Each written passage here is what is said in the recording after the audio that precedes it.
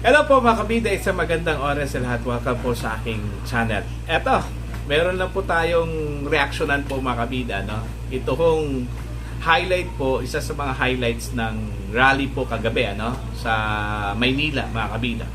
Actually, rally po ito ni Mayor Esco Moreno, kung saan po ay bumisita po, ano? Ito hong si Vice President Sara Duterte po mga kabida, no? Dumadagundong yung sigaw ho ng mga tao doon, ano? Lalong-lalo na yung pagdating ho ng Vice Presidente po ng Pilipinas. Isa sa mga highlights doon po makabida yung pangungutya po ni VP Sara doon po sa seal of the Vice President. Ano po? Di ba meron pong seal yung Vice President, yung nakalagay po doon may logo, di ba? Every time meron pong speaking engagement po ito hong si Vice President Sara Duterte, nilalagay yan sa rostrum, di ba mga kabida? Okay? So, yun. Ang ginawa po ng Vice Presidente po makabida, kinuha niya yon yung seal sa harap mismo niya, no? Tinanggal po niya kasi ho, ang sabi daw niya is hindi ho naaangkop daw makabida doon po sa event na yon. Kasi yung seal, ginagamit lang daw yon para sa mga speaking engagement relative to the office, the function of the office of the Vice President, ano? Which is tama naman po, di ba? So, tinanggal niya yon. Pero while tinanggal niya yung seal na yon mga kabida, nangungutya po itong si VP Sara sa mga tao na nanonood po, ano? Ang sabi po niya doon, papalitan po natin ito ng seal of the office of the president. Yun, naghihiyawan yung mga tao, mga kabida, no? Okay, ito, pakinggan muna natin itong video na ito. Kukuntisin na lang po natin mga kabida kung sino pong may-ari po ng video na ito. Narito po. Mga kampanya po ako sa inyong lahat. Ang galing ko lang po yung seal ng aking opisina. Palitan natin ng seal ng Office of the President. Nangungutya talaga. So, hindi ko alam kung ano yung magiging reaction po ng Malacanang dito, ano? Lalong-lalo na po. Ito kung si Yusek Claire Castro kasi siya yung parati hong dumidepensa po, ano? Kay PBBM, ano? Baka maiirita naman po itong si Yusek Castro, ano? Dito ho sa patutsada po mga kabida ni Vice President Sara Duterte, yung batikos nga ni VP Sara dun po sa murang bigas, yung 20 pesos per kilo, no? Na plano hong ibenta po mga kabida ng gobyerno dyan po sa Visayas. Nag-react agad dito hong si Claire Castro. Okay? Sinabihan po niya yung si VP Sara na sana huwag maging crab mentality, ano? Although wala ho siyang binanggit na pangalan, pero alam naman po natin po mga kabida na kanya hong pinatamaan po ay ito hong si VP Sara, no? Okay? So baka po mag-react po siya dito, ano? Baka sasabihin po niya, kailangan maging presidente ka muna. Okay, bago po makuha mo yung seal ng Office of the President. Di ba? Baka sasabihin po niya, ambisyosa, ito hong si VP Sara, ano? Anyway, may K naman po, ano? Yung pagiging ambisyosa po, ano? Kung sakali hong ambisyosa po itong si VP Sara po mga kabida, ano po, no? Unang-una, frontrunner po yan, ano? Hindi po maitatanggi po yan mga kabida, na frontrunner po itong si Vice President Sara Duterte para ho sa pagiging presidente po ng Pilipinas come 2028, ano? So far, wala pa pong kandidato na pwede hong dumikit doon po sa popularity po, ano, ni VP Sara po mga kabida sa pagka-presidente po ng Pilipinas. Kaya may K po itong si VP Sara na magsalita, no? Na lalong-lalo na po kung patungkol po sa 2028 presidential election. Okay? So hindi ho dapat mairita itong si Claire Castro sa ginawa po ni VP Sara, kasi realidad po yun, ano? Realidad po yun na may posibilidad na magiging presidente po itong si VP Sara, no? Unless mga kabida, kung mai-impeach po ito sa Senate, ano? Alam naman po natin, meron po siyang kinakaharap po ngayon na impeachment trial, ano po? Diyan po sa Senado po mga kabida, no? Dito ho sa mga aligasyon po ng pagwaldas ng pera sa kanyang confidential funds, ano? Okay? Which kailangan pong i-prove po 'yon, ano po mga kabida. 'Di ba? Kung sakali hong ma-impeach po ito, wala tayong magagawa, no?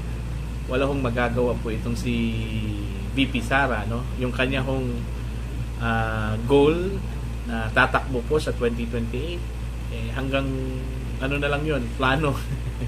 Okay, pero ito, kung hihiramin natin po yung sinabi po ni Ted Filon, mga kabida, na kailangan hong lumpuin po ito hong si VP Sara ng kanya hong mga kalaban.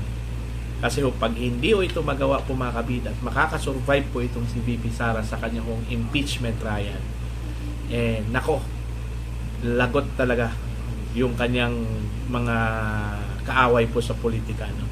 Yung kanyang mga kalaban na umapi po sa kanyang pamilya, no? Sigurado ako na re-respect talaga itong si Vice President Sara Duterte. Hindi kasi nila kilala itong si VP Sara, mga kabida, no? Akala po siguro nila wala, weak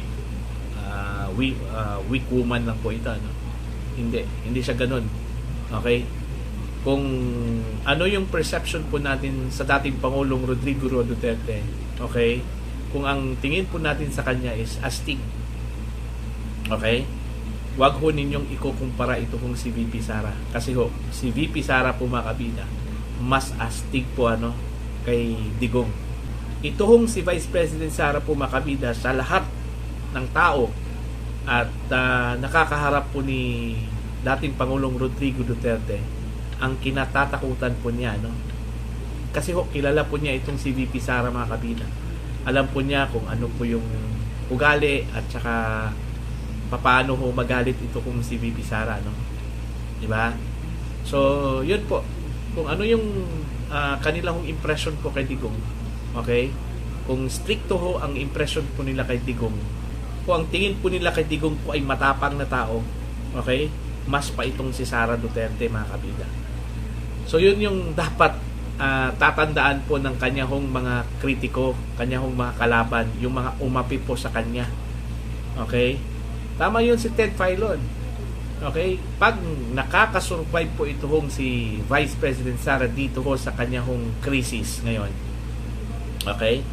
Yun, siguradong re-rest back talaga ito. Abangan yung rest back po niya, no? Okay?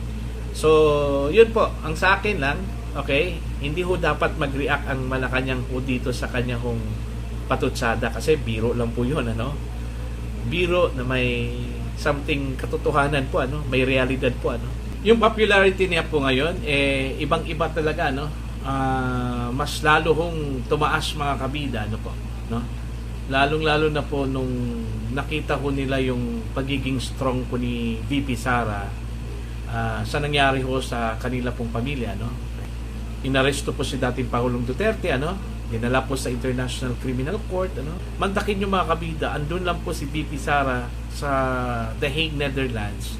Ginawa po yung survey March po, okay? Pagkatapos ho ng, I think March 23 ata yun, hanggang 29. Okay? Ginawa yung survey March 23. Si Sara po ay nasa The Hague, Netherlands. Wala ho siyang ginawa sa Pilipinas, Hindi ho siya nagpa-function as Vice President po ng Pilipinas.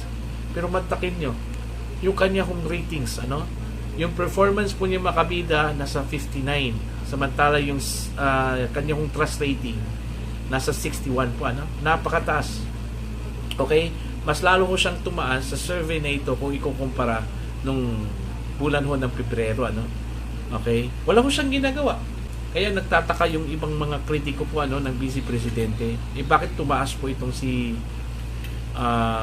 VP Sara, Samantala itong si President Marcos nagtrabaho raw dito sa Pilipinas. Okay? Dami hong speaking engagement, So it goes to show po, mga kabida.